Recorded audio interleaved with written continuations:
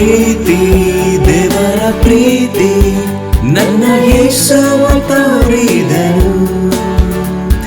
ಪ್ರೀತಿ ದೇವರ ಪ್ರೀತಿ ನನ್ನ ಯೇಸುವ ತೋರಿದನು.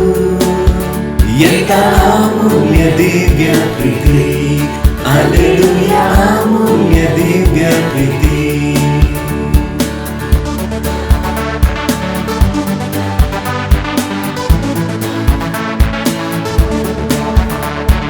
ದಾರಿ ತಪ್ಪಿ ಹೋದ ನನ್ನ ಹುಡುಕಿ ಬಂದ ಯೇಸು ರಾಜ. ದಾರಿ ತಪ್ಪಿ ಹೋದ ನನ್ನ ಹುಡುಕಿ ಬಂದ ಯೇಸು ರಾಜ. ಅದ್ಭುತವಾದ ಪ್ರೀತಿ, ಹಲ್ಲೆಲೂಯಾ ಅದ್ಭುತವಾದ ಪ್ರೀತಿ. ಪ್ರೀತಿ ದೇವರ ಪ್ರೀತಿ ನನ್ನ ಯೇಸು ತೋರಿದನು. ಪ್ರೀತಿ ದೇವರ ಪ್ರೀತಿ ನನ್ನ ಯೇಸು ತೋರಿದನು. ಎಂತ ಅಮೂಲ್ಯ ದಿವ್ಯ ಪ್ರೀತಿ, ಹಲ್ಲೆಲೂಯಾ ಅಮೂಲ್ಯ ದಿವ್ಯ ಪ್ರೀತಿ.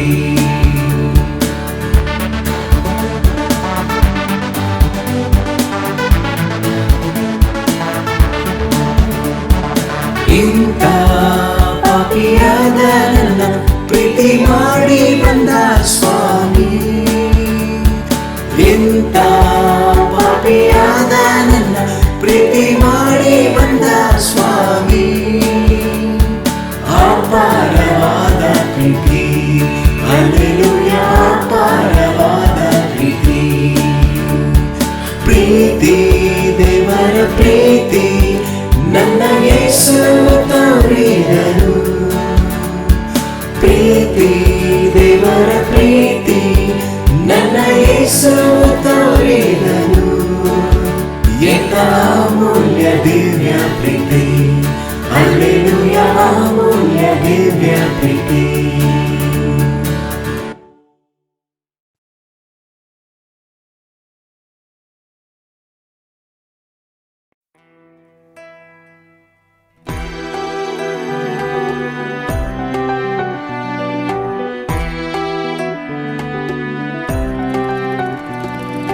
ನಿನ್ನಂತ ದೇವರು ಯಾರು ಇಲ್ಲ, ನಿನ್ನ ಹಾಗೆ ಪ್ರೀತಿಸುವವರು ಒಬ್ಬರು ಇಲ್ಲ.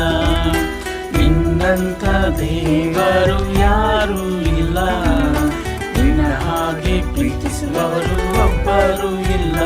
యేసయ్య యేసయ్య ನೀನಿಲ್ಲದೆ ನಾನಿಲ್ಲಯ್ಯ.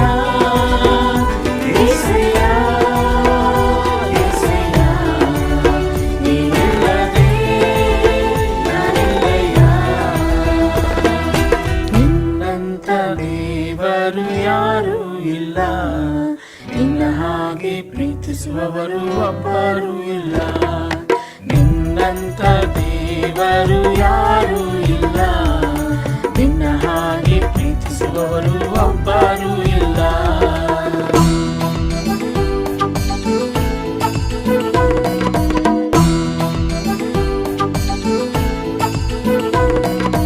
ಪಾಪದ ಮರಣದಲ್ಲಿ ಇದ್ದಂತಾಳನ್ನ ಪ್ರೀತಿ ಮಾಡಿ ಪ್ರಾಣ ಕೊಟ್ಟು ಬದುಕಿಸಿದೆ ದೇವ. ಪಾಪದ ಮರಣದಲ್ಲಿ ಇದ್ದಂತಾಳನ್ನ ಪ್ರೀತಿ ಮಾಡಿ ಪ್ರಾಣ ಕೊಟ್ಟು ಬದುಕಿಸಿದೆ ದೇವ. ನಿನ್ನ ಕೃಪೆ ಶಾಶ್ವತ ಎಂದೆಂದು ದೇವ, ನಿನ್ನ ಕೃಪೆ ಶಾಶ್ವತ ಎಂದೆಂದು ದೇವ. ನಿನ್ನ ಪ್ರೀತಿಯಿಂದ ನಾನು ಜೀವಿಸುವೆ ದೇವ, ನಿನ್ನ ಪ್ರೀತಿಯಿಂದ ನಾನು ಜೀವಿಸುವೆ ದೇವ. యేసయ్య యేసయ్య ನೀನಿಲ್ಲದೆ ನಾನಿಲ್ಲಯ್ಯ. యేసయ్య యేసయ్య ನೀನಿಲ್ಲದೆ ನಾನಿಲ್ಲಯ್ಯ. ನಿನ್ನಂತ ದೇವರು ಯಾರು ಇಲ್ಲ, ನಿನ್ನ ಹಾಗೆ ಪ್ರೀತಿಸುವವರು ಒಬ್ಬರು ಇಲ್ಲ. ನಿನ್ನಂತ ದೇವರು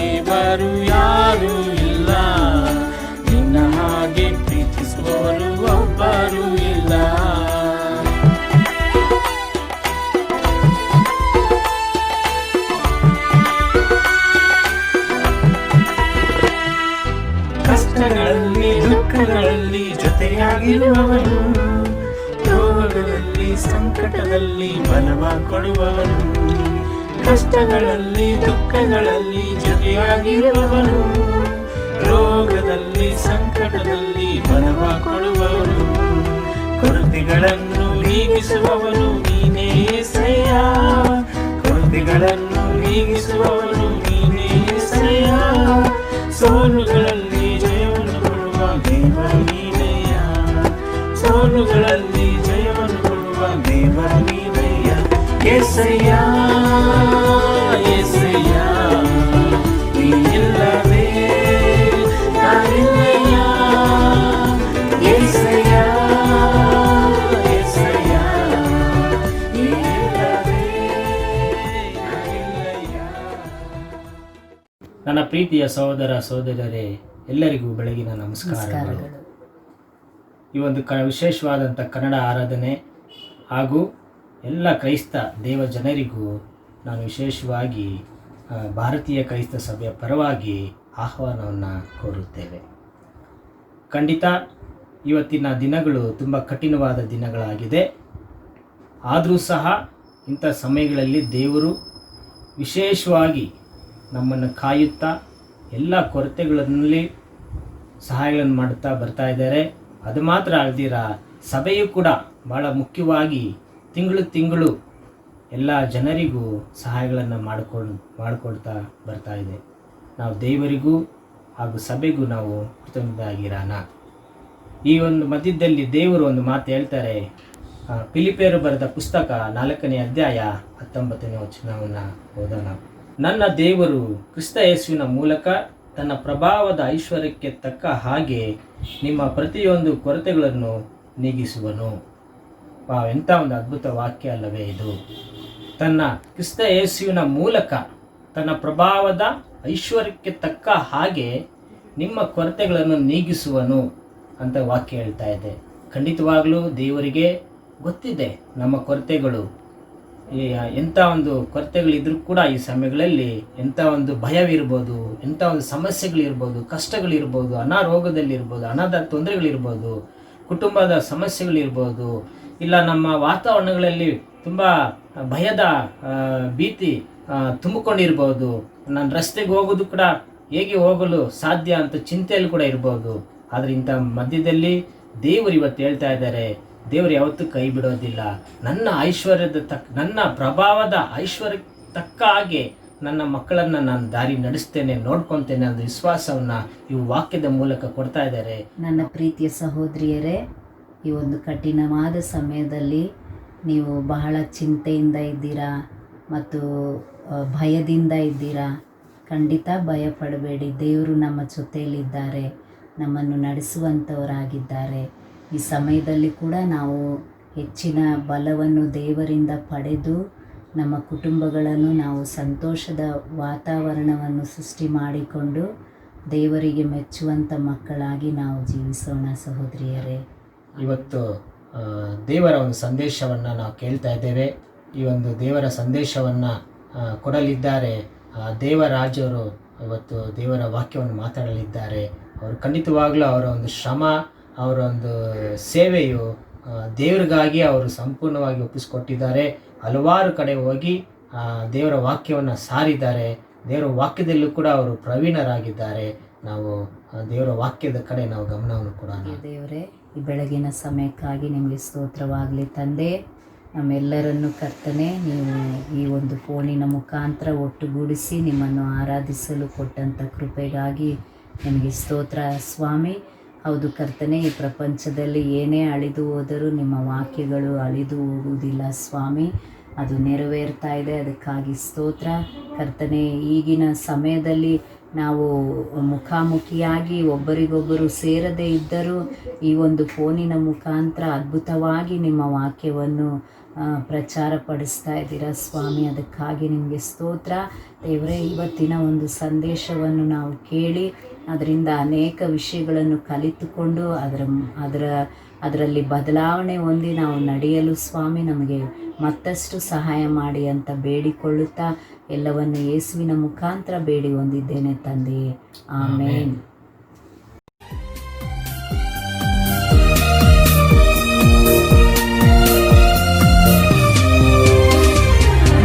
ಪ್ರಿಯ ಯೇಸುವೇ ನೀನು ಎಷ್ಟೋ ಸುಂದರ ಬಾಳ ಬಂಗಾರ ಬಾಳ ಬಂಗಾರ ನನ್ನ ಪ್ರಿಯ ಯೇಸುವೇ ನೀನು ಎಷ್ಟೋ ಸುಂದರ ಬಾಳ ಬಂಗಾರ ಬಾಳ ಬಂಗಾರ.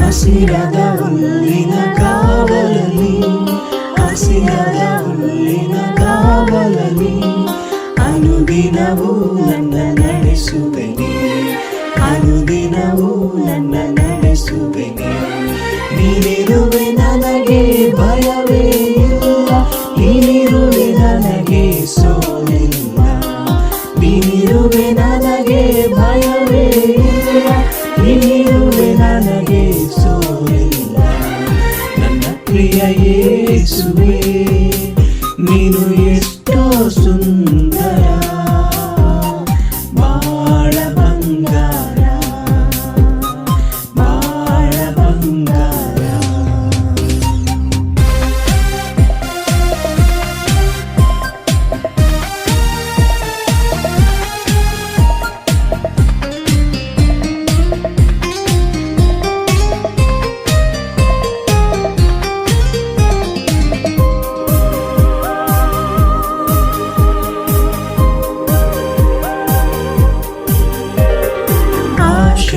ಆಕಾಂಕ್ಷೆ ಏನಿದ್ದರು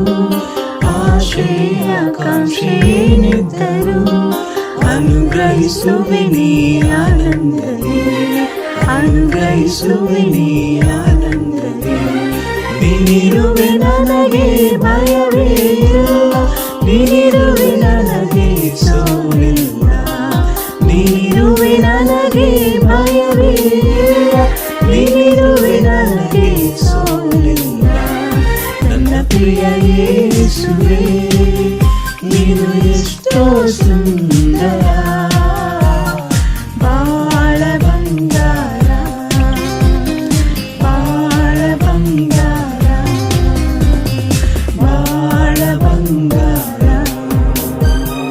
ಬಾಳ ಬಂಗಾರ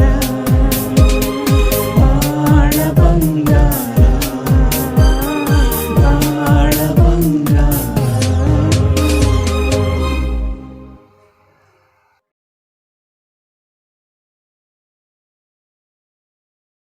ಪ್ರೀತಿಯ ಸಹೋದರರೇ ಸಹೋದರಿಯರೇ ಮತ್ತು ಗೆಳೆಯರೇ, ನಿಮ್ಮ ಜೊತೆಯಲ್ಲಿ ದೇವರನ್ನು ಆರಾಧನೆ ಮಾಡುವುದು ನನಗೆ ಬಹಳ ಸಂತೋಷವಾಗಿ ಕಾಣುತ್ತದೆ.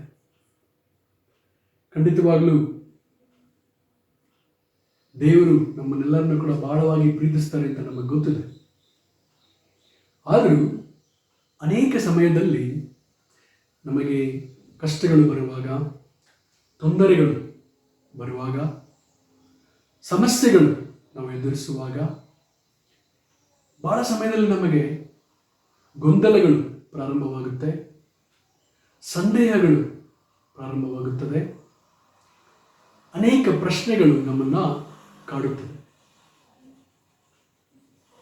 ದೇವರು ಖಂಡಿತವಾಗಲೂ ನನ್ನ ಪ್ರೀತಿಸ್ತಾ ಇದ್ದಾರಾ ಅನ್ನೊಮ್ಮೆ ಕೆಲವೊಮ್ಮೆ ನಮಗೆ ಪ್ರಶ್ನೆ ಕೂಡ ಬರಬಹುದು. ನಾವು ಕೀರ್ತನೆಗಳ ಮೂಲಕ ದೇವರ ವಾಕ್ಯದಿಂದ ಕಲಿಯೋಣ. ಕೀರ್ತನೆಗಳು 71ನೇ ಅಧ್ಯಾಯದಿಂದ ನಾವು ಇವತ್ತು ದೇವರ ವಾಕ್ಯದಿಂದ ಕಲಿಯಲಿದ್ದೇವೆ. ಈ ಒಂದು ಕೀರ್ತನೆಯನ್ನ ದಾವಿದನು ಬರೆದಿರಬಹುದು ಅಥವಾ ಬೇರೆ ಯಾರಾದರೂ ಬರೆದಿರಬಹುದು. ಕೀರ್ತನೆಗಳು 71ನೇ ಅಧ್ಯಾಯ 5ರಿಂದ 6. ಕರ್ತನಾದ ಯೆಹೋವನೇ, ಬಾಲ್ಯಾರಭ್ಯ ನನ್ನ ನಿರೀಕ್ಷೆಯೂ ಭರವಸೆಯೂ ನೀನಲ್ಲವೋ? ನಾನು ಹುಟ್ಟಿದಂದಿನಿಂದ ನಿನ್ನನ್ನೇ ಆತುಕೊಂಡಿದ್ದೇನೆ. ತಾಯಿ ಎತ್ತಂದಿನಿಂದ ನನ್ನ ಉದ್ಧಾರಕನು ನೀನೇ. ನಾನು ಯಾವಾಗಲೂ ಹಿಗ್ಗುತ್ತಿರುವುದು ನಿನ್ನಲ್ಲಿಯೇ. ನನ್ನ ಭರವಸೆಯು ನೀನೇ ಅಲ್ಲವೋ ಅಂತ ಹೇಳ್ತಾ ಇದ್ದಾನೆ. 9ನೇ ವಚನದಲ್ಲಿ ನೋಡುವಾಗ, ವೃದ್ಧಾಪ್ಯದಲ್ಲಿ ನನ್ನನ್ನು ಧಿಕ್ಕರಿಸಬೇಡ, ನನ್ನ ಬಲವು ಕುಂದಿದಾಗ ಕೈ ಬಿಡಬೇಡ. ಅಂದರೆ ನಾನು ವಯಸ್ಸಾದ ಮೇಲೆ ನನ್ನನ್ನು ಧಿಕ್ಕರಿಸಬೇಡ ಅಂತ ಇಲ್ಲಿ ಹೇಳ್ತಾ ಇದ್ದಾರೆ. ನನ್ನ ಬಲವು ಕುಂದಿದಾಗ ಕೈ ಬಿಡಬೇಡ, ಎಲ್ಲ ಸಮಯದಲ್ಲಿ ನನ್ನ ಜೊತೆಯಲ್ಲಿ ಇರು ಅಂತ ಇಲ್ಲಿ ಹೇಳೋದನ್ನು ನಾವು ನೋಡ್ತೇವೆ. 17ರಿಂದ 18, ದೇವರೇ, ನೀನು ಬಾಲ್ಯಾರಭ್ಯ ನನ್ನನ್ನು ಉಪದೇಶಿಸುತ್ತಾ ಬಂದಿದ್ದಿ. ನಾನು ನಿನ್ನ ಅದ್ಭುತ ಕೃತ್ಯಗಳನ್ನು ಹಿಂದಿನವರೆಗೂ ಪ್ರಚುರಪಡಿಸುತ್ತಿದ್ದೇನೆ. ದೇವರೇ, ನಾನು ನರೆಯ ಮುದುಕನಾದಾಗಲೂ ಕೈ ಬಿಡಬೇಡ. ಆಗ ಮುಂದಿನ ತಲೆಯವರೆಗೆ ನಿನ್ನ ಭುಜಬಲವನ್ನು ಸಾರುವೆನು. ತಲಾಂತರದವರಿಗೆಲ್ಲ ನಿನ್ನ ಪ್ರತಾಪವನ್ನು ಪ್ರಕಟಿಸುವೆನು. ತನ್ನ ತಾಯಿಯ ಗರ್ಭದಲ್ಲಿ ದೇವರೇ ಸೃಷ್ಟಿಸಿದ್ದಾರೆ ಅಂತ ಇಲ್ಲಿ ಹೇಳ್ತಾ ಇದ್ದಾನೆ ದಾವಿದ. ತನ್ನ ಭರವಸೆ ದೇವರೇ ಆಗಿದ್ದಾರೆ. ನಾನು ಹುಟ್ಟಿದಾಗಿಂದ ಇಲ್ಲಿವರೆಗೂ ನನ್ನ ಉಪದೇಶಕ ದೇವರೇ ಆಗಿದ್ದಾರೆ. ನಾನು ಮುದುಕನಾದಾಗಲೂ ಮುಪ್ಪಿನ ವಯಸ್ಸಿನಾದಾಗಲೂ ಕೂಡ ದೇವರು ನನ್ನನ್ನು ನೋಡ್ಕೊತಾರೆ. ಯಾಕೆ ಅದರ ಮಾಡಿದ್ದಾರೆ ಅಂದರೆ, ಮುಂದಿನ ಭವಿಷ್ಯದ ಜನರಿಗೆ ದೇವರ ಬಗ್ಗೆ ಪ್ರಕಟಿಸುವುದಕ್ಕೆ, ಪ್ರಚಾರಪಡಿಸುವುದಕ್ಕೆ ಅಂತ ಇಲ್ಲಿ ಹೇಳ್ತಾರೆ. ಮೊದಲನೇ ಅಂಶ, ದೇವರ ಪ್ರತಿಯೊಬ್ಬ ಪುರುಷ ಮತ್ತು ಮಹಿಳೆಯ ಹೋರಾಟಗಳು, ಸರಿಯಾದ ವರ್ತನೆ. ಕೀರ್ತನೆಗಳು 71ನೇ ಅಧ್ಯಾಯ 10ರಿಂದ 11. ನನ್ನ ಜೀವಕ್ಕೆ ಹೊಂಚು ಹಾಕುವ ವೈರಿಗಳು ಒಟ್ಟಾಗಿ ಆಲೋಚಿಸುತ್ತಾ, ದೇವರು ಅವನನ್ನು ಕೈಬಿಟ್ಟಿದ್ದಾನೆ, ಬೆನ್ನಟ್ಟಿ ಹಿಡಿಯಿರಿ, ಬಿಡಿಸುವವರು ಯಾರೂ ಇಲ್ಲ ಎಂದು ಹೇಳಿಕೊಳ್ಳುತ್ತಾರೆ. ಇಲ್ಲಿ ನನ್ನ ಜೀವಕ್ಕೆ ಹೊಂಚು ಹಾಕುವ ವೈರಿಗಳು ಇದ್ದಾರೆ, ಒಟ್ಟಾಗಿ ಆಲೋಚಿಸುತ್ತಿದ್ದಾರೆ. ದಾವಿದನಿಗೆ ಬಹಳ ಜನ ವಿರೋಧಿಗಳಿದ್ದರು, ಶತ್ರುಗಳಿದ್ದರು. ಮೊದಲನೇದಾಗಿ ಸೌಲನು. ದಾವಿದನು ರಾಜನಾಗಿ ಅಭಿಷೇಕ ಆದಾಗ ಸಾಮುವೇಲನಿಂದ, ಆದರೆ ಸಿಂಹಾಸನದಲ್ಲಿ ಕೂರಕ್ಕೆ ಸುಮಾರು ವರ್ಷಗಳು ಹಿಡಿತು. ಸೌಲನು ಹೊಟ್ಟೆ ಕಿಚ್ಚಿನಿಂದ ದಾವಿದರನ್ನು ಓಡಿಸುವುದನ್ನು ನಾವು ನೋಡ್ತೇವೆ. ದಾವಿದ ಬೇರೆ ಬೇರೆ ಕವಿಗಳಲ್ಲಿ ಓದ್ಕೊಂಡಿದ್ದ, ಸೌಲನ ಕೈಗೆ ಸಿಗಬಾರ್ದು ಅಂತ. ಅದಾದ ನಂತರ ಅವನು ರಾಜನಾದ ಮೇಲೆ, ಅವನು ಸ್ವಲ್ಪ ವಯಸ್ಸಾದ ಮೇಲೆ ಅವನ ಮಗ ಅಬ್ಸಲೋಮ್ ಅವನು ವಿರುದ್ಧವಾಗಿ ನಿಂತ್ಕೊಂಡ, ದಾವಿದನನ್ನು ಓಡಿಸೋಕ್ಕೆ ಪ್ರಾರಂಭಿಸಿದ. ಇವರೆಲ್ಲರೂ ಕೂಡ ಹೊಂಚ ಹಾಕುತ್ತಾ ಇದ್ದಾರೆ ಅಂತ ಇಲ್ಲಿ ದಾವಿದನು ಹೇಳ್ತಾ ಇದ್ದಾನೆ. ಏನಕ್ಕೆ ಹೊಂಚಾಗ್ತಿದ್ರೆ, ಅವನ್ನ ಕೊಲ್ಲಬೇಕು ಅಂತ. ಕೀರ್ತನೆಗಳು 71ನೇ ಅಧ್ಯಾಯ 20ನೇ ವಚನ, ನಮ್ಮನ್ನು ಅನೇಕ ಕಷ್ಟ ನಷ್ಟಗಳಿಗೆ ಗುರಿ ಮಾಡಿದ ನೀನೇ ಪುನಃ ಉಜ್ಜೀವಿಸ ಮಾಡು, ನನ್ನನ್ನು ಭೂಮಿಯ ಅಧೋಭಾಗದಿಂದ ಮೇಲೆತ್ತು. ನಾನು ಕೆಳಗಡೆ ಬಿದ್ದರೆ, ಅಕಸ್ಮಾತ್ ದೇವರೇ, ನಾನು ಸಮಾಧಿಯಲ್ಲಿ ಹೋಗ್ಬಿಟ್ರೆ, ಒಳಗಡೆ ಹೋಗ್ಬಿಟ್ರೆ ನೀ ನನ್ನ ತಿರುಗಿ ಮೇಲೆತ್ತು ದೇವರೇ ಅಂತ ಇಲ್ಲಿ ಪ್ರಾರ್ಥಿಸೋದನ್ನು ನಾವು ನೋಡ್ತೇವೆ. ದಾವಿದಲ್ಲಿ ಹೇಳ್ತಾ ಇದ್ದೇನೆ, ನನಗೆ ಬಹಳ ಕಷ್ಟಗಳನ್ನು ನಾನು ನೋಡಿದ್ದೇನೆ, ಬಹಳ ಕಹಿಯಾದ ಸನ್ನಿವೇಶಗಳನ್ನು ನಾನು ಎದುರಿಸಿದ್ದೇನೆ. ಅಂತ ಇಲ್ಲಿ ದಾವಿದ ಹೇಳೋದನ್ನ ನೋಡ್ತೇವೆ. ನಮಗೆ ಎಷ್ಟೇ ವಯಸ್ಸಾಗಿರಬಹುದು, ನಾವೆಲ್ಲರೂ ಕೂಡ ಅನೇಕ ಕಷ್ಟಗಳನ್ನು ಎದುರಿಸುತ್ತೇವೆ. ಯಾರು ಕೂಡ ಕಷ್ಟಗಳನ್ನು ಎದುರಿಸುವುದನ್ನು ತಪ್ಪಿಸ್ಕೊಳ್ಳೋಕ್ಕೆ ಆಗಲ್ಲ. ಎಲ್ಲರೂ ಎದುರಿಸಲೇಬೇಕು.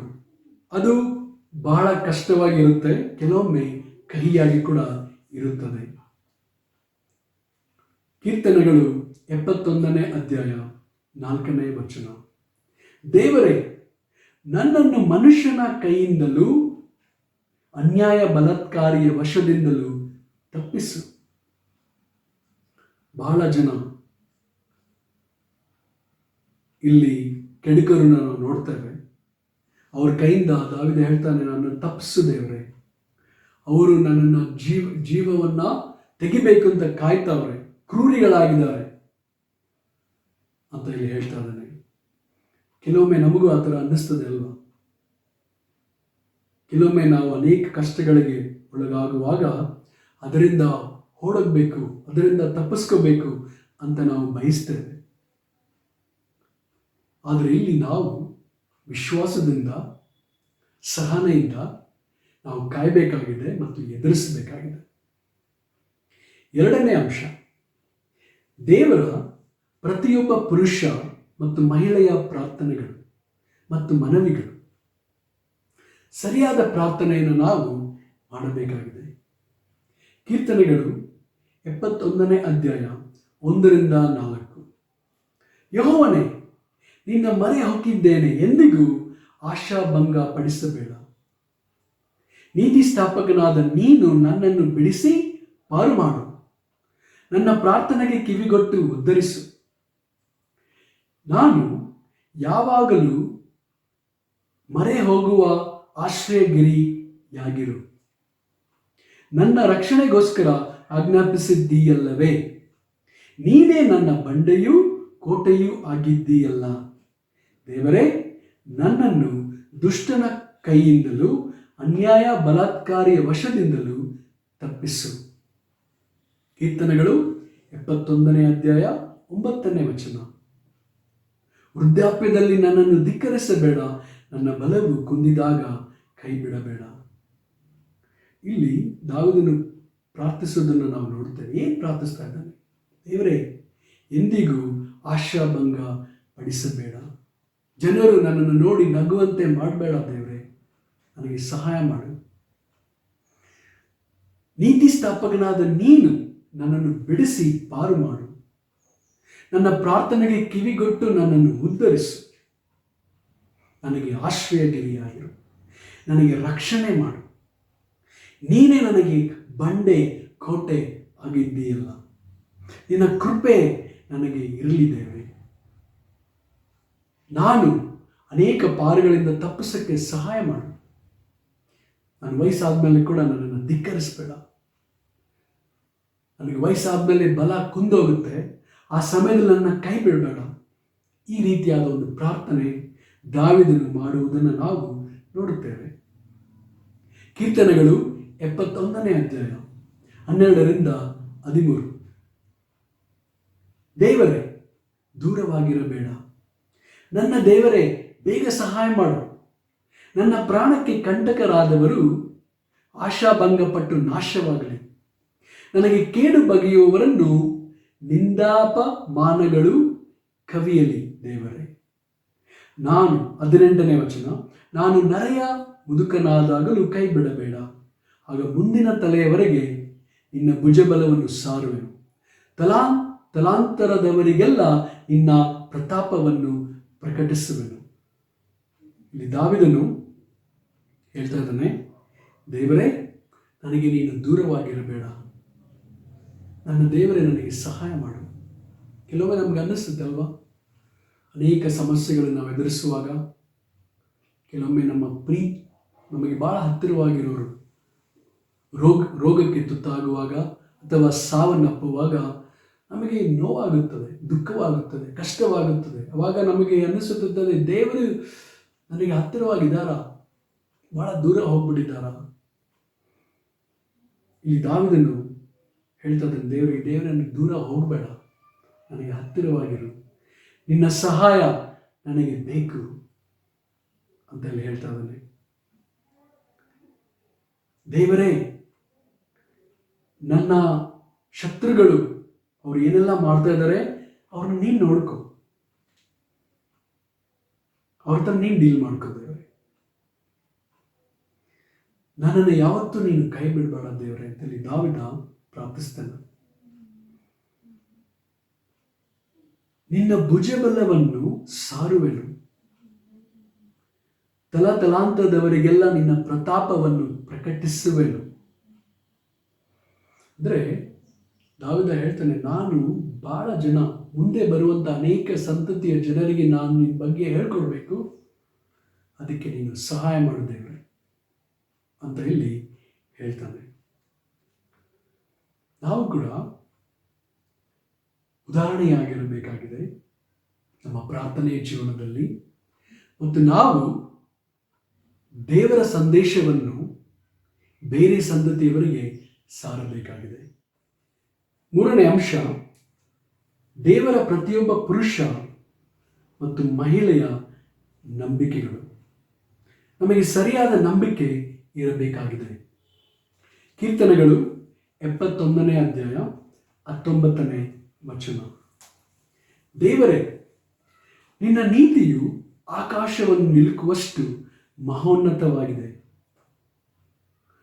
ಮಹತ್ ಕೃತ್ಯಗಳನ್ನು ನಡೆಸಿದ ದೇವರೇ, ನಿನಗೆ ಸಮಾನರು ಯಾರು? ದೇವರ ನೀತಿವಂತಿಕೆ ಆಕಾಶವನ್ನು ಮುಟ್ಟುತ್ತದಂತೆ. ದೇವರ ಹಾಗೆ ಮತ್ತಿನ್ಯಾರು ಇದ್ದಾರೆ? ದೇವರ ನೀತಿವಂತಿಕೆ ಬಹಳ ಮಹೋನ್ನತವಾಗಿದೆ. ದೇವರ ಹಾಗೆ ಬೇರೆ ಯಾರು ಬರುವುದಕ್ಕೆ ಸಾಧ್ಯವಿಲ್ಲ.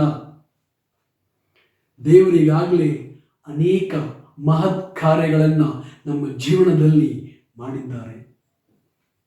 ಕೀರ್ತನೆಗಳು 71ನೇ ಅಧ್ಯಾಯ 20ರಿಂದ 21. ನಮ್ಮನ್ನು ಅನೇಕ ಕಷ್ಟ ನಷ್ಟಗಳಿಗೆ ಗುರಿ ಮಾಡಿದ ನೀನೇ ಪುನಃ ಉಜ್ಜೀವಿಸ ಮಾಡು. ನಮ್ಮನ್ನು ಭೂಮಿಯ ಅಧೋಭಾಗದಿಂದ ಮೇಲೆತ್ತು. ನನ್ನ ಗೌರವವನ್ನು ಹೆಚ್ಚಿಸು. ನನಗೆ ಅಭಿಮುಖನಾಗಿ ಸಂತೈಸು. ಇಲ್ಲಿ ದಾವೀದ ಹೇಳ್ತಾ ಇದ್ದಾನೆ, ನಾನು ಬಿದ್ದೋದಾಗ ದೇವರೇ ನನ್ನನ್ನು ತಿರುಗಿ ಎಬ್ಬಿಸು, ನನ್ನ ಪುನಃ ಉಜ್ಜೀವಿಸ ಮಾಡು, ನನಗೆ ಸಹಾಯ ಮಾಡು, ನನ್ನ ಗೌರವವನ್ನು ಹೆಚ್ಚಿಸು, ನನಗೆ ಧೈರ್ಯವನ್ನ ಮತ್ತೊಮ್ಮೆ ಕೊಡು.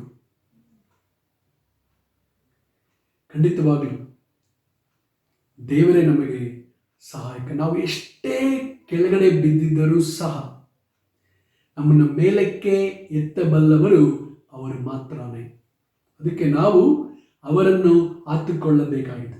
ಇಲ್ಲಿ ದಾವೀದನು ಬಹಳ ವಯಸ್ಸಾಗಿರುವಾಗ ಹೇಳ್ತಾನೆ, ದೇವರೇ, ಜನ ನನಗೆ ಅವಮಾನ ಮಾಡಿದಿರ ಹಾಗೆ ನೋಡ್ಕೊ,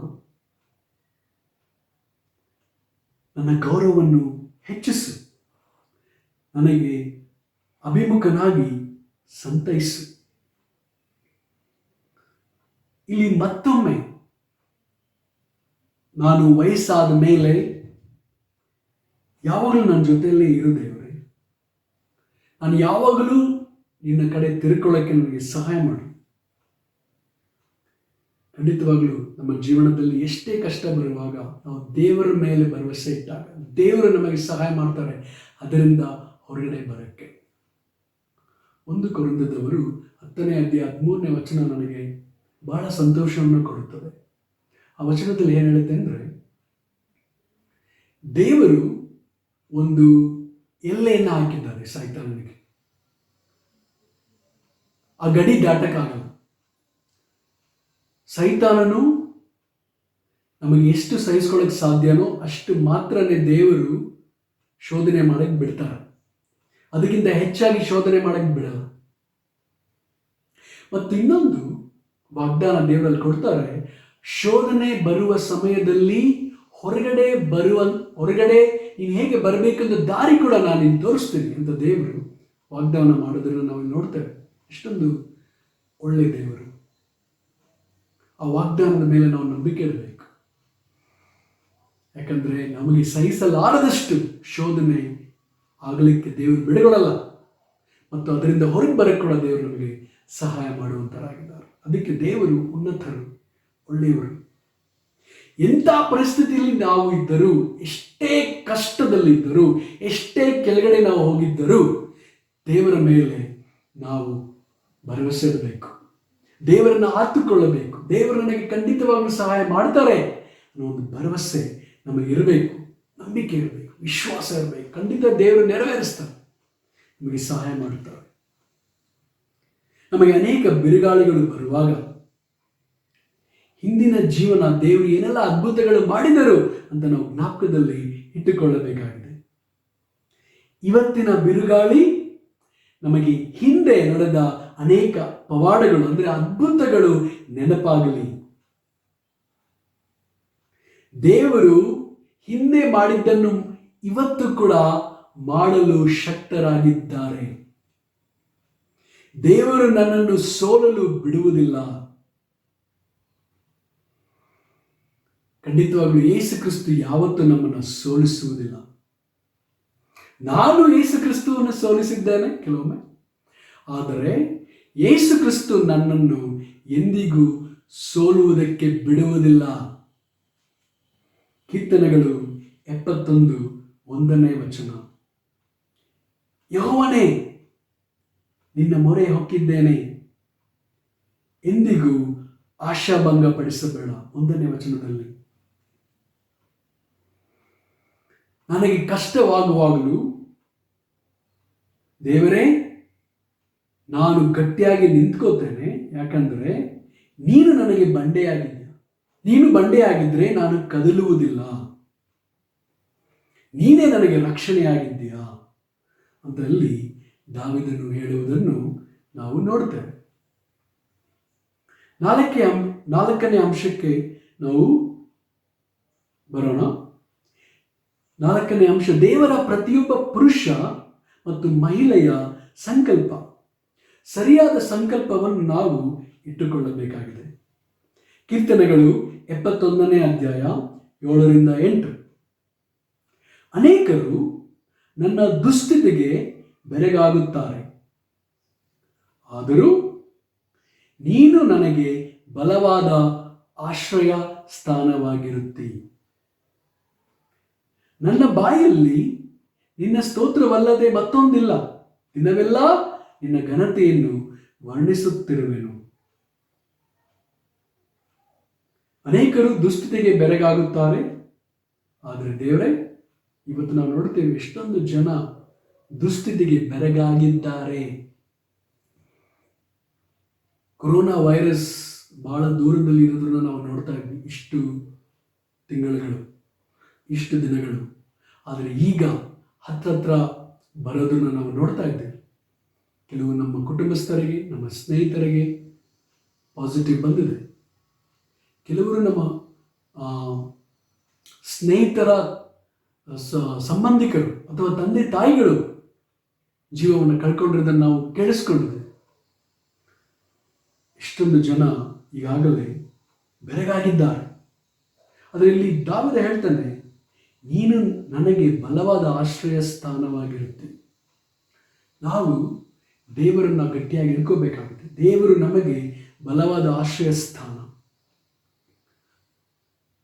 ದಾವೀದಲ್ಲಿ 8ನೇ ವಚನದಲ್ಲಿ ಹೇಳ್ತಾವನೆ, ನನ್ನ ಬಾಯಲ್ಲಿ ನಿನ್ನ ಸ್ತೋತ್ರವಲ್ಲದೆ ಮತ್ತೊಂದಿಲ್ಲ.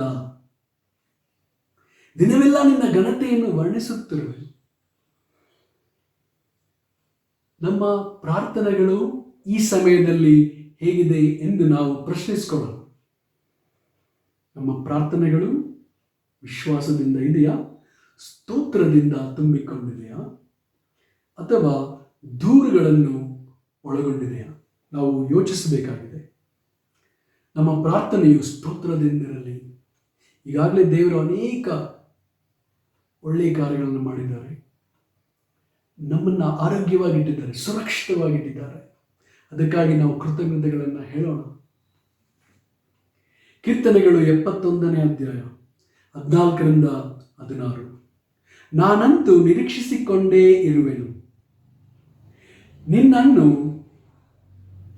ಅಧಿಕಾಧಿಕವಾಗಿ ಹೊಗಳುತ್ತಿರುವೆನು.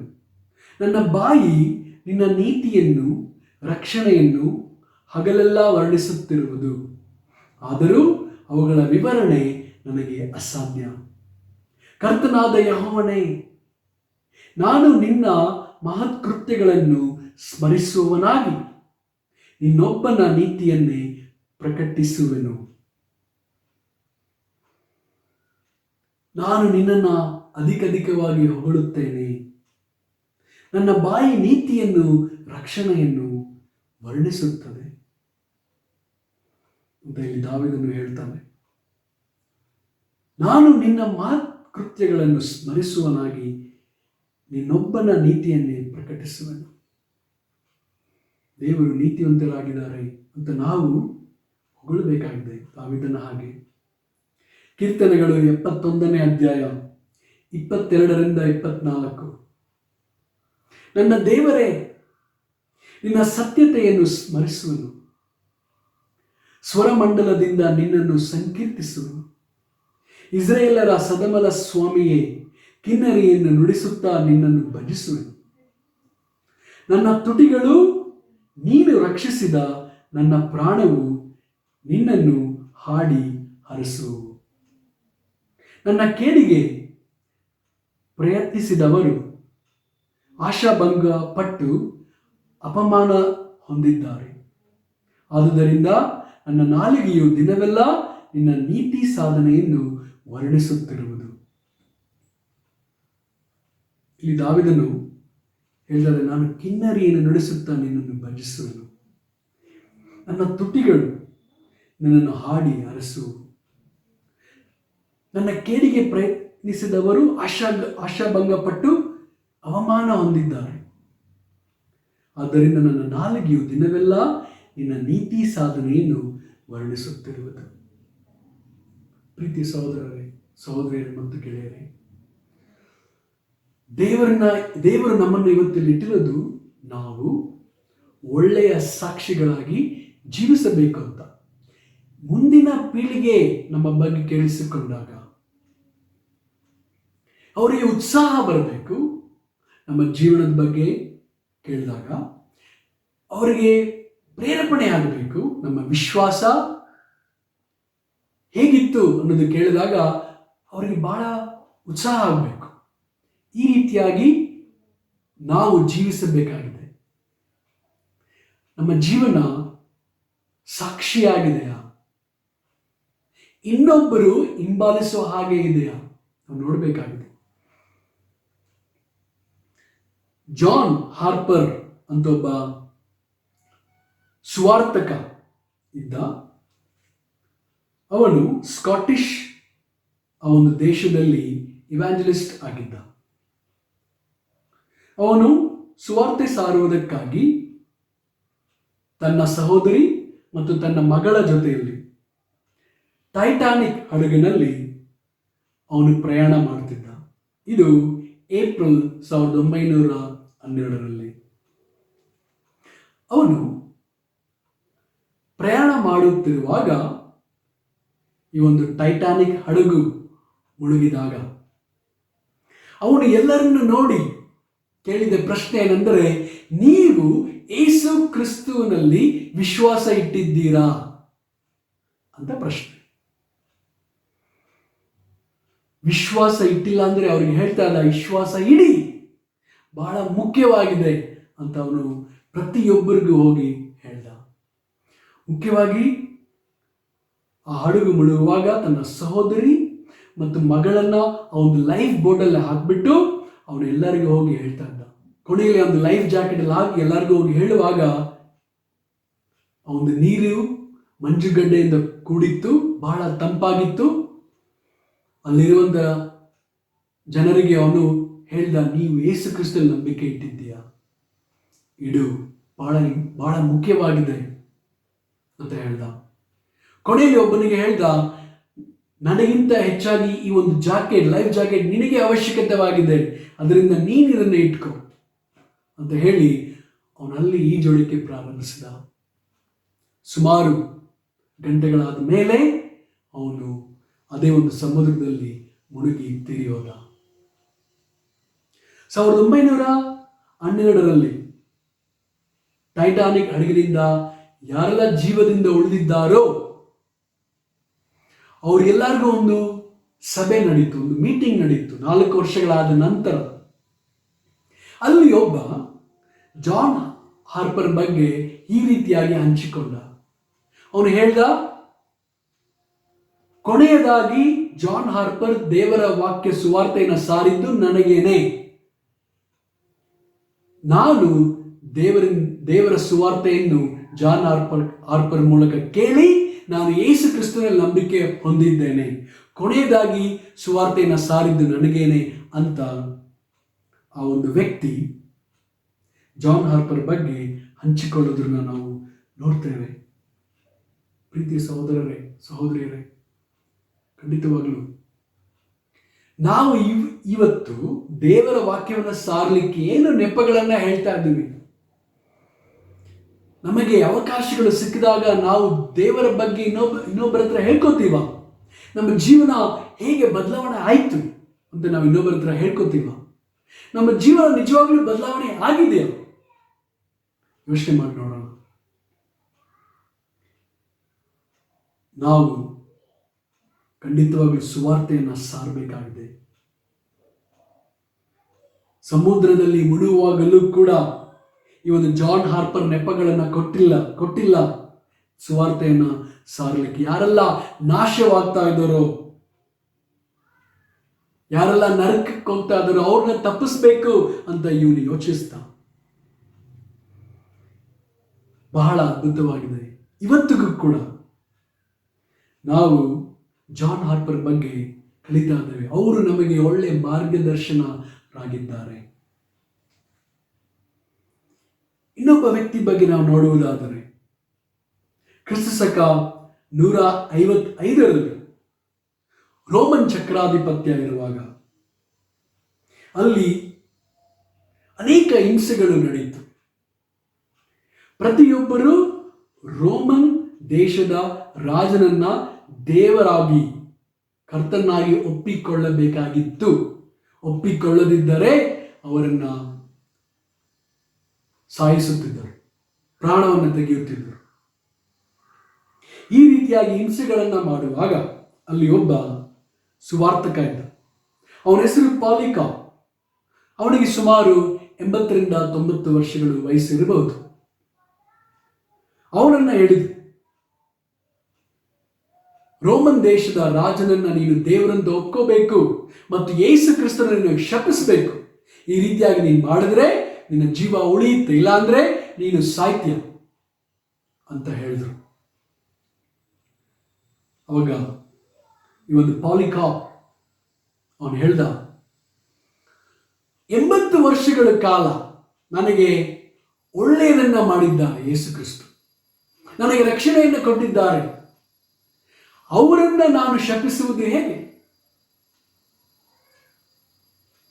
ನಾನು ಆ ರೀತಿ ಮಾಡುವುದಿಲ್ಲ. ಆ ರೀತಿ ಹೇಳಿದಾಗ ಆ ರಾಜ, ಆ ಅಧಿಕಾರಿಗಳು ಅವನ್ನ ಬೆಂಕಿಯಲ್ಲಿ, ಹುರಿಯುವ ಬೆಂಕಿಯಲ್ಲಿ ತಳ್ಳಿಬಿಟ್ರು. ತಳ್ಳಕ್ಕಿಂತ ಮುಂಚೆ ಪಾಲಿಕಾ ಹೇಳ್ದ, ಈ ಒಂದು ಬೆಂಕಿ ತಾತ್ಕಾಲಿಕ, ನಾನು ಶಪಿಸಿದರೆ ನಿರಂತರವಾಗಿ ಬೆಂಕಿಯಲ್ಲಿ ಬೀಳಬೇಕಾಗುತ್ತದೆ. ಅದಕ್ಕೋಸ್ಕರ ನನಗೆ ಈ ತಾತ್ಕಾಲಿಕ ಬೆಂಕಿ ಪರವಾಗಿಲ್ಲ ಅಂತ ಹೇಳಿ ಆ ಒಂದು ಬೆಂಕಿಯಲ್ಲಿ ಸಾಯುವುದನ್ನು ನಾವು ನೋಡ್ತೇವೆ. ಅದಕ್ಕಿಂತ ಮುಂಚೆ ಅವನು ಹೇಳಿದ ಇನ್ನೊಂದು ಮಾತು ಏನಂದ್ರೆ, ಪಾಲಿಕಾ, ನನಗೆ ಬಹಳ ಸಂತೋಷವಾಗುತ್ತದೆ ಯೇಸು ಕ್ರಿಸ್ತಗೋಸ್ಕರ ನಾನು ನನ್ನ ಪ್ರಾಣವನ್ನು ಕೊಡುವುದು. ಬೇರೆ ಅಪೊಸ್ತಲರ ಹಾಗೆ ನನಗೂ ಕೂಡ ಈ ಒಂದು ಅವಕಾಶ ಸಿಕ್ತಲ್ಲ ಯೇಸು ಕ್ರಿಸ್ತಗೋಸ್ಕರ ಪ್ರಾಣವನ್ನು ಕೊಡಲಿಕ್ಕೆ ಅಂತ ಬಹಳ ಸಂತೋಷ ಪಟ್ಕೊಂಡು ಆ ಒಂದು ಬೆಂಕಿಯಲ್ಲಿ ಸಾಯೋದನ್ನು ನಾವು ನೋಡ್ತೇವೆ. ಈ ರೀತಿಯಾಗಿ ಮರಣವನ್ನು ಅನುಭವಿಸ್ತಾ ಪಾಲಿಕಾ ಬಗ್ಗೆ ನಾವು ಇವತ್ತು ಕೂಡ ಓದ್ತೇವೆ. ಎಷ್ಟೊಂದು ಒಳ್ಳೆಯ ಮಾರ್ಗದರ್ಶಕನಾಗಿದ್ದ. ಉದಾಹರಣೆ ಆಗಿದ್ದಾನೆ. ನಮ್ಮ ಜೀವನ ಉದಾಹರಣೆ ಆಗಿರಬೇಕು. ಮುಂದಿನ ಪೀಳಿಗೆಗೆ, ಮುಂದಿನ ಜನರಿಗೆ ನಮ್ಮ ಜೀವನ ಬಹಳ ಉದಾಹರಣೆ ಆಗಿರಬೇಕಾಗಿದೆ. ನಮ್ಮ ಜೀವನ ಉದಾಹರಣೆ ಆಗಿದೆಯಾ? ನಾವು ತೊಂದರೆಗೆ ಒಳಗಾಗಿರುವ ಸಮಯದಲ್ಲಿ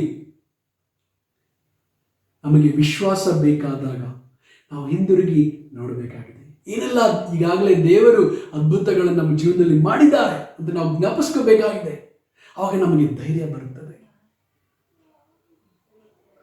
ತೊಂದರೆಗೊಳಗಾದಾಗ, ನಮಗೆ ಧೈರ್ಯ ಬೇಕಾದಾಗ ನಾವು ಮುಂದೆ ನೋಡಬೇಕು.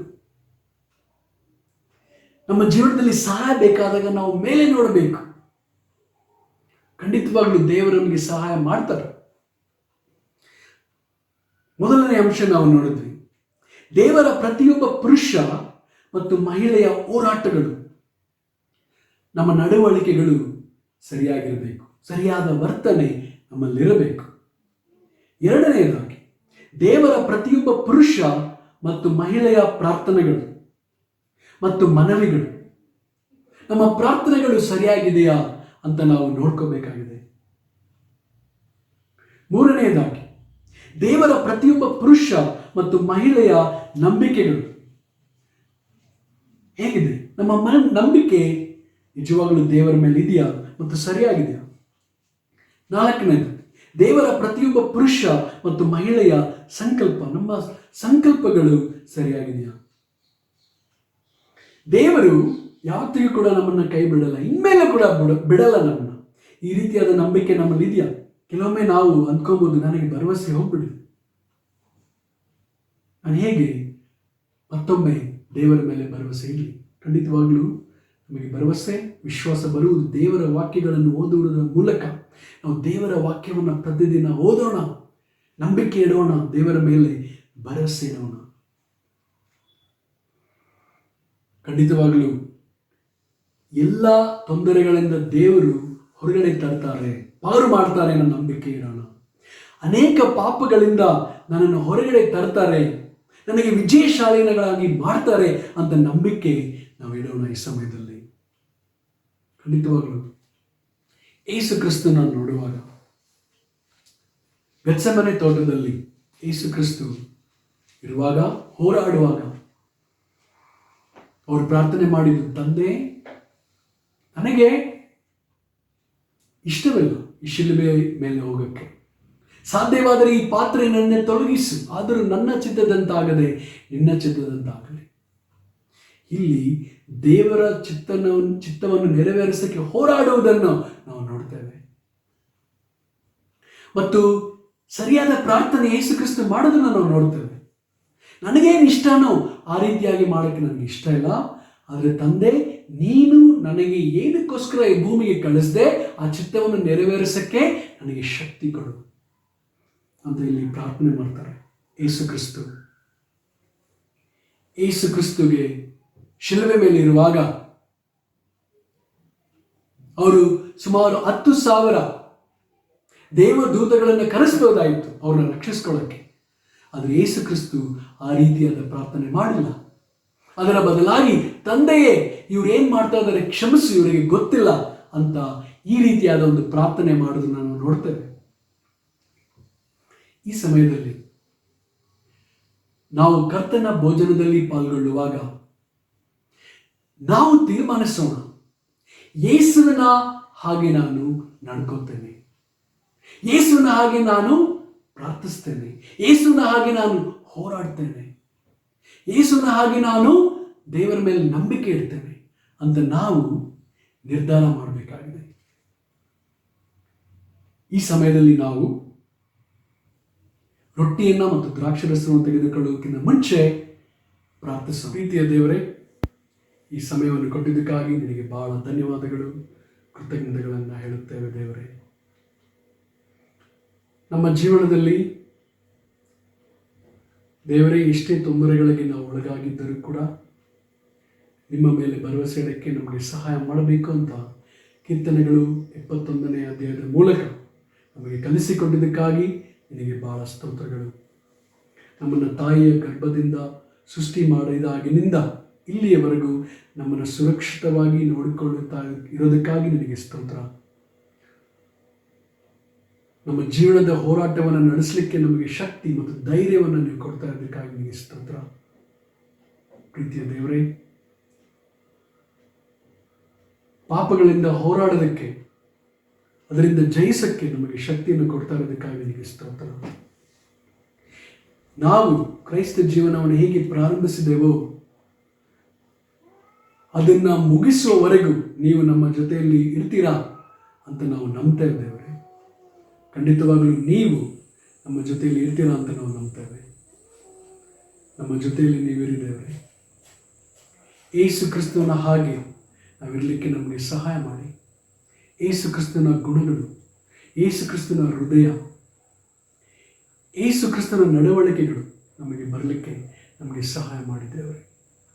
ಎಲ್ಲ ಪರಿಸ್ಥಿತಿಯಲ್ಲಿಯೂ ತಂದೆಯಾದ ದೇವರಿಗೆ ಮಹಿಮೆಯಾಗುವ ಹಾಗೆ, ಸಂತೋಷ ಆಗುವ ಹಾಗೆ ನಾವು ನಡ್ಕೊಳ್ಳೋಕ್ಕೆ ನಮಗೆ ಸಹಾಯ ಮಾಡಿದ್ದೇವೆ. ಖಂಡಿತವಾಗಲೂ ಯೇಸು ಕ್ರಿಸ್ತು ತೋರಿಸಿದ ಒಂದು ಮಾದರಿಯ ಜೀವನಕ್ಕಾಗಿ ನಿನಗೆ ಕೃತಜ್ಞತೆಗಳನ್ನು ನಾವು ಸಲ್ಲಿಸುತ್ತೇವೆ. ಆ ರೀತಿಯಾಗಿ ನಾವು ನಡ್ಕೊಳ್ಳೋಕ್ಕೆ ನಮಗೆ ಸಹಾಯ ಮಾಡಿ. ಇನ್ನು ವಾಕ್ಯವನ್ನು ನಾವು ಇನ್ನೊಬ್ಬರಿಗೆ ಸಾರಲಿಕ್ಕೆ ನಮಗೆ ಸಹಾಯ ಮಾಡಿ. ನಾವು ಉತ್ಸಾಹಕರಾಗಿ ಯಾವಾಗಲೂ ಇರಲಿಕ್ಕೆ ಸಹಾಯ ಮಾಡಿ, ವಾಕ್ಯವನ್ನು ಸಾರಲಿಕ್ಕೆ. ಮತ್ತು ದೇವರೇ, ನಾವು ಸಾಕ್ಷಿಯಾದ ಒಂದು ಜೀವನವನ್ನು ಮಾಡಿ ಮುಗಿಸಲಿಕ್ಕೆ ನಮಗೆ ಸಹಾಯ ಮಾಡಿ. ಮುಂದಿನ ಪೀಳಿಗೆ ನಮ್ಮ ಜೀವನವನ್ನು ನೆನೆಸಿಕೊಂಡಾಗ ಅವರಿಗೆ ವಿಶ್ವಾಸ ಮತ್ತು ಉತ್ಸಾಹ ನಮ್ಮ ಜೀವನದ ಮೂಲಕ ಬರಲಿ. ದೇವರೇ, ನೀವು ನಮಗೆ ಸಹಾಯ ಮಾಡ್ತೀರಂತ ನಾವು ನಂಬ್ತೇವೆ. ಯೇಸು ಕ್ರಿಸ್ತುವಿನ ಒಂದು ಜೀವನಕ್ಕಾಗಿ ನಿನಗೆ ಸ್ತೋತ್ರ. ಯೇಸು ಕ್ರಿಸ್ತುವಿನ ಮರಣಕ್ಕಾಗಿ ನಿನಗೆ ಸ್ತೋತ್ರ ದೇವರೇ. ಯೇಸು ಕ್ರಿಸ್ತುವಿನ ಪುನರುತ್ಥಾನಕ್ಕಾಗಿ ನಿನಗೆ ಸ್ತೋತ್ರ.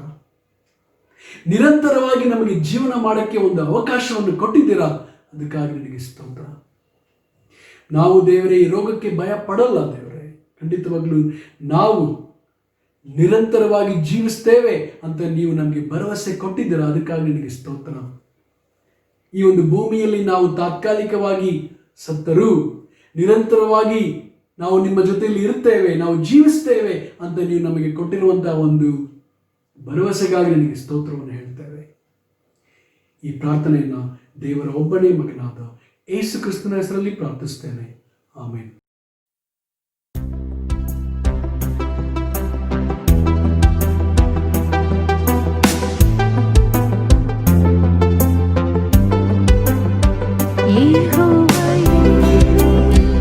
ಒದಗಿಸುವವನೇ ನೀ ಮಾತ್ರ ಸಾಕು ನನಗೆ.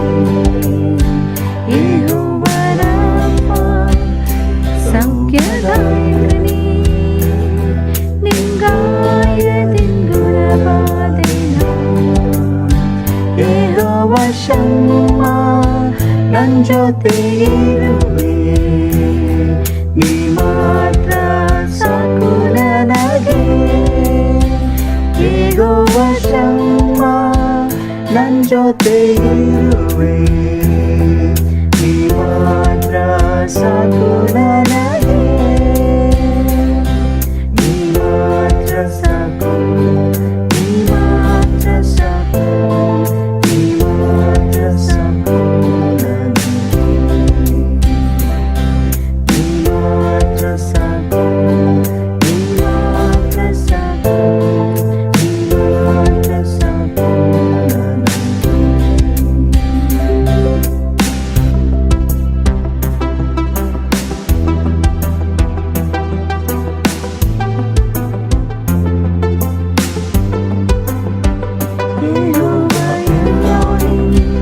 ಸೃಷ್ಟಿಸುವ ದೇವರೇ, ನಿಮ್ಮ ವಾಕ್ಯದಿಂದ ಸೃಷ್ಟಿ ಮಾಡಿದೆ.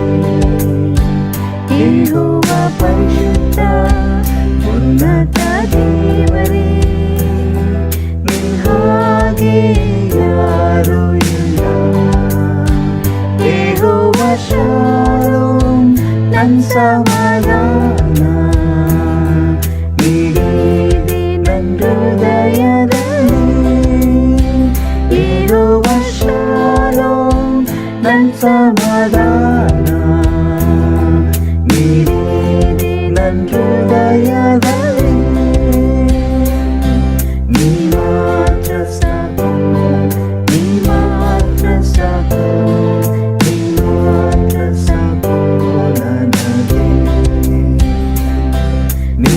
ಮಾತ್ರ ಸಾಕು, ನೀ ಮಾತ್ರ ಸಾಕು, ನೀ ಮಾತ್ರ ಸಾಕು ನನಗೆ.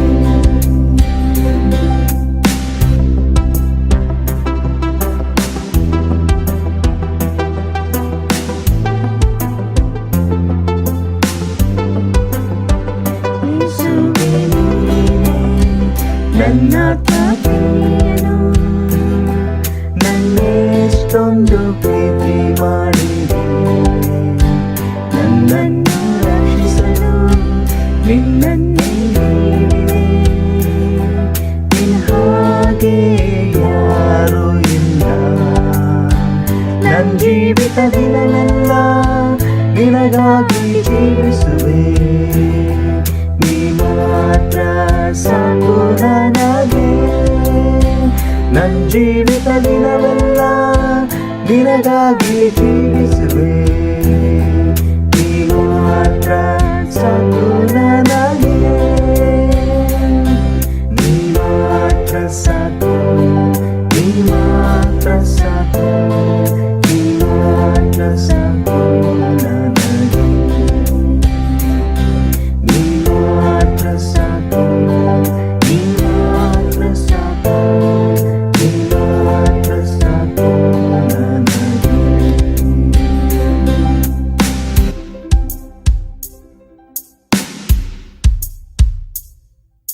ಎಂತಹ ಒಂದು ಅದ್ಭುತವಾದಂಥ ದೇವರ ವಾಕ್ಯವನ್ನು ನಾವು ಕೇಳಿದ್ದೀವಿ. ಈಗ ದೇವರು ತುಂಬ ಬಲವಾಗಿ ದೇವ ಸಹೋದರ ಮೂಲಕ ಮಾತನಾಡಿದ್ದಾರೆ. ಈ ಒಂದು ವಾಕ್ಯಗಳನ್ನು ನಮ್ಮ ಜೀವನದಲ್ಲಿ ಅಳವಡಿಸಿಕೊಂಡು ನಮ್ಮ ಜೀವನವನ್ನು ದೇವರಿಗೆ ಇಷ್ಟವಾದ ಪ್ರಕಾರ ನಾವು ನಡೆಸುವರಾಗಿರೋಣ. ಅದೇ ರೀತಿಯಾಗಿ ಖಂಡಿತವಾಗಲೂ ಈ ಒಂದು ಸಂದೇಶದಲ್ಲಿ ನಾನು ಕೂಡ ಕಲಿತಿದ್ದೇನೆ. ನಮ್ಮ ಜೀವನದಲ್ಲಿ ಒಳ್ಳೆ ಪ್ರಾರ್ಥನೆ ಆಗಿದ್ದರೆ ನಮ್ಮ ಜೀವನ ಅದ್ಭುತವಾಗಿ ಹೋಗುತ್ತೆ. ಯಾವುದೇ ಒಂದು ಸಮಸ್ಯೆಗಳಿಗೂ, ಯಾವುದೇ ಒಂದು ಚಿಂತೆಗಳಿಗೂ, ಗಂಡಾಂತರಗಳಿಗೂ ನಾವು ಭಯ ಪಡೋದು ಬೇಕಾಗಿಲ್ಲ ಅನ್ನೋದು ನಾನು ಕಲ್ತಿದ್ದೇನೆ. ಖಂಡಿತವಾಗ್ಲೂ ಏನೇ ಇದ್ದರೂ ಕೂಡ ಎಲ್ಲವನ್ನ ದೇವರಿಗೆ ಒಪ್ಪಿಸಿಕೊಟ್ಟಾಗ ಆತನ ನಡೆಸುವವರಾಗಿದ್ದಾರೆ. ಈ ಸಮಯದಲ್ಲಿ ನಾವು ಒಳ್ಳೆಯ ಒಂದು ಸಂದೇಶವನ್ನು ಕೇಳಿದ್ದೇವೆ. ಆದ್ದರಿಂದ ಈಗ ನಾವು ಕೆಲವು ವಿಷಯಗಳನ್ನ ಕೂಡ ಸಭೆಯಾಗಿ ನಾವು ಏನನ್ನು ತಿಂಗಳು ನಾವು ಕಾಣಿಕೆಯನ್ನು ಕೊಡೋರಾಗಿರ್ತೀವೋ ಆ ಒಂದು ಮಾಸದ ಕಾಣಿಕೆಯನ್ನು ನಾವು ಗೂಗಲ್ ಪೇ ಮೂಲಕ ಹಾಗೂ ಪೇಟಿಎಂ ಮೂಲಕ ನಾವು ಕಳಿಸ್ಬೋದು. ನಾವು ಸಭೆಗೆ ನಾವು ಸಹಾಯಕವಾಗಿ ಕೂಡ ನಾವು ಇರ್ಬೋದು ಅಂತ ನಾನು ಅನ್ಕೊಳ್ತೇನೆ. ಎಲ್ಲರೂ ದೇವರಲ್ಲಿ ಹೆಚ್ಚಾಗಿ ಪ್ರಾರ್ಥನೆಯನ್ನು ಮಾಡಿ ನಾವು ಬಲವಾಗಿ ಜೀವಿಸೋಣ. ಪ್ರಾರ್ಥನೆ ಮಾಡಿ ನಾವು ಮುಗಿಸೋಣ. ಪರಲೋಕದ ಮಹಾಪರಿಶುದ್ಧರಾದಂಥ ದೇವರೇ, ಬಹಳ ಧನ್ಯವಾದಗಳು, ಸ್ತೋತ್ರಗಳು ತಂದೆ. ನೀವು ಅದ್ಭುತರು, ಮಹಾಪ್ರಿಯನು, ಮಹಾ ಸಹಾಯಕನು, ಮಹಾ ವಿಮೋಚಕನು, ಎಲ್ಲ ತಿಳಿದ ಬಲ್ಲವನಾದಂಥ ದೇವಾದಿ ದೇವನು ನೀವು ಆಗಿದ್ದೀರ ಸ್ವಾಮಿ.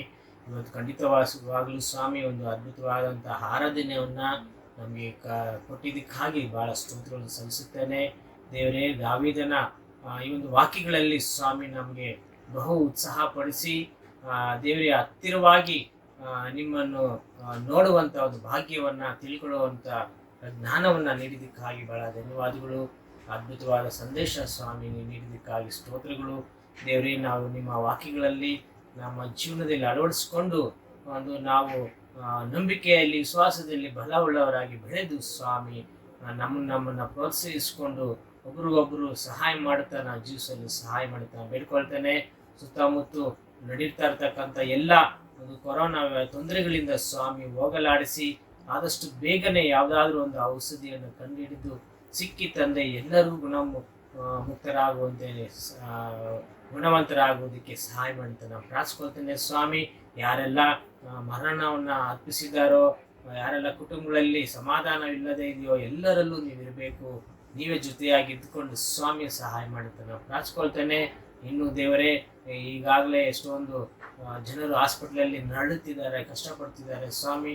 ಅವರ ಜೊತೆಯಲ್ಲಿ ಕೂಡ ಇದ್ದುಕೊಂಡು ನೀವು ಆಶ್ವಾದಿಸಿ ಸ್ವಾಮಿ ನಾವು ಬೇಡ್ಕೊಳ್ತೀನಿ ಸ್ವಾಮಿ. ತಂದೆ, ಸಭೆಯಾಗಿ ಬೆಳೆಸಿ ಪುನಃ ತಂದೆ ಸಭೆಗಳು ನಿಮ್ಮ ಆರಾಧನೆಗಳು ಆರಂಭವಾಗುವುದಕ್ಕೆ ಒಬ್ರಿಗೊಬ್ರು ಭೇಟಿಯಾಗುವ ಒಂದು ದಿನಗಳು ನಾವು ನೋಡುವಂಥ ಭಾಗ್ಯವನ್ನು ತನ್ನಿ ಅಂತ ನಾವು ಪ್ರಾರ್ಥಿಸ್ಕೊಳ್ತೇನೆ ಸ್ವಾಮಿ. ಈ ಒಂದು ದಿನಕ್ಕಾಗಿ ಸ್ತೋತ್ರ, ಒಂದು ಆರಾಧನೆಗಾಗಿ ಸ್ತೋತ್ರವನ್ನು ಹೇಳುತ್ತಾ ಒಂದು ಪ್ರಾರ್ಥನೆಯನ್ನು, ವಿಜ್ಞಾಪನೆಯನ್ನು ನಿಮ್ಮ ಒಬ್ಬನೇ ಕುಮಾರನಾದ ಯೇಸು ಕ್ರಿಸ್ತನ ನಾಮದಲ್ಲಿ ಬೇಡ್ಕೊಳ್ತೇವೆ. ಆಮೇನ್.